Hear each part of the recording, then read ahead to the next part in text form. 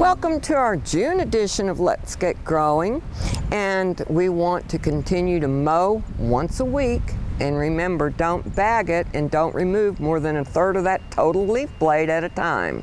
So we're going to have many things we can plant this month. Let's start out with this list of things you see on the screen that you can plant from seed. You can plant all of these from pots. While they're in bloom, dig your spider lily bulbs and separate those. You can also plant new ones. And remember, share with your neighbors because we want to reduce the numbers so that we can get more flowers from the ones that we have. We're going to water deeply. We're going to soak, not sprinkle. And remember, there's no way that you can water an area for 30 minutes by hand and be really productive. You're going to need to put a sprinkler out and make sure that you're watering for at least 30 minutes in each area unless you see puddling, and move to your next area. The main thing is to water deeply so that you're forcing the roots deep.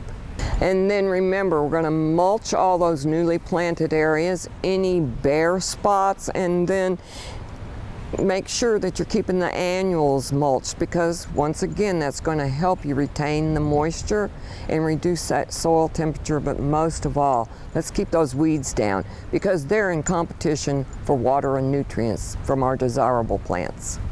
Now there's some pruning that can be done in June, but we want to be careful so that we're not exposing a lot of bark or a lot of the interior foliage of the shrubs so that they scald. And then you want to prune the dead or diseased wood out. Perennials, as soon as they have finished blooming, we'll prune those. And then the petunias, you'll want to deadhead those. You can see these dead flowers. We'll remove those and the little stolon. And then the faded flowers on any plant before they start to turn to seed. There's no need to pick at your moss rose. They'll do them by themselves. But if you have nothing else better to do, it will help them bloom more. And then your Salvia gregori or your salvias and the Salvia farinacea, those have to be sheared and then they'll rebloom. You can just take your head shears, shear them off, take off about a third, and they'll come right out for you. We'll do that again in August. We'll be doing our second major fertilization of our lawns in June. And remember, our most important one will be the one in August because that is where we're storing nutrients for our winter months. But now our second major fertilization of all areas. And then fertilize your mums and remember to pinch them again in June. And then we'll fertilize our roses every 4 to 6 weeks. Now there's a lot we're going to watch for in the landscape this month, and that's going to be powdery mildew on our crepe myrtles.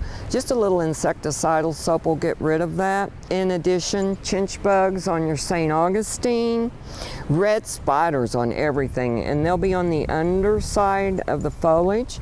So make sure that we're looking underneath for those little insects. They're tiny, tiny. You'll see the webbing and the little yellowing of the leaves. You'll see the damage, but not the insect more than likely. And you can just wash them off with a strong spray of water and they'll fall prey to their predators. And then black spot on our roses, and last but not least, our second generation of all the insects. But if you have been diligent in the landscape, they should be minuscule at this time. Well, here we are at the Summit Greenhouse, and we have an excellent gardening program going with our adult gardeners. And if you're interested, remember, you too can join. But let us show you some of the fruits of their labors and how it's come about. We always talk about raised bed gardening. Well, here we have it in action.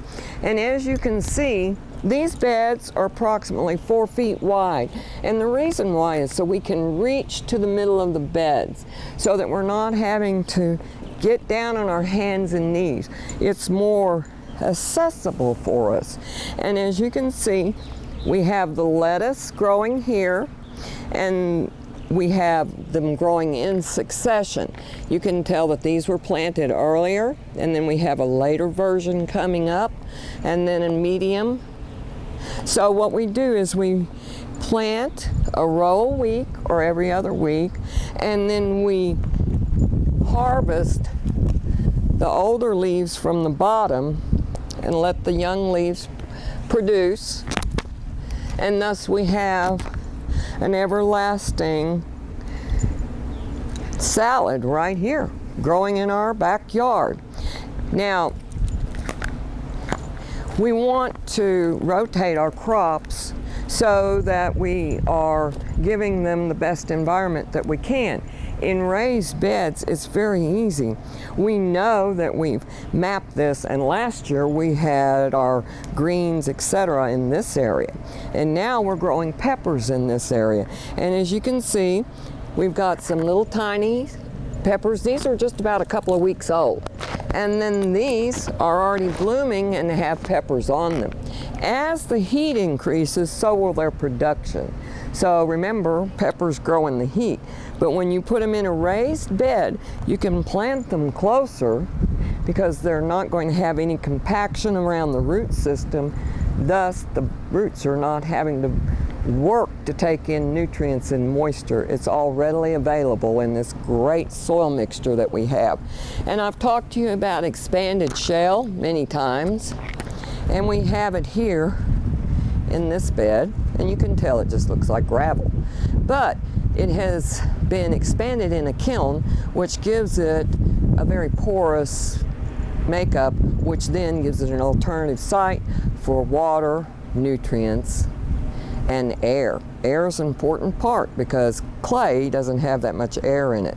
So we have this nice mixture with a lot of organic matter. As you can tell, it's black. That means organic matter. Now we're at our potato garden, and we're waiting for these to go to bloom. We know that we planted them in February, and we're counting the days down. It's 90 to 120 days on potatoes, and then after they've bloomed and we've gone our 90 to 120 days, then we will break the vines over, let the vine die, and then we'll dig the potatoes up. That helps them to heal off.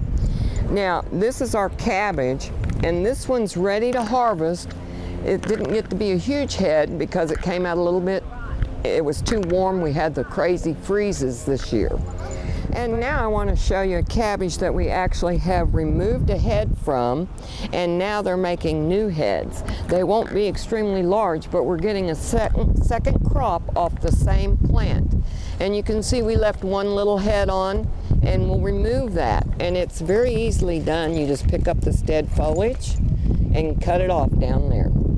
A lot of people are scared when they go to harvest vegetables, particularly potato vines. The people here have worked so hard on this garden, and when I told them that they'd have to break the vines on the potatoes, they all cringed.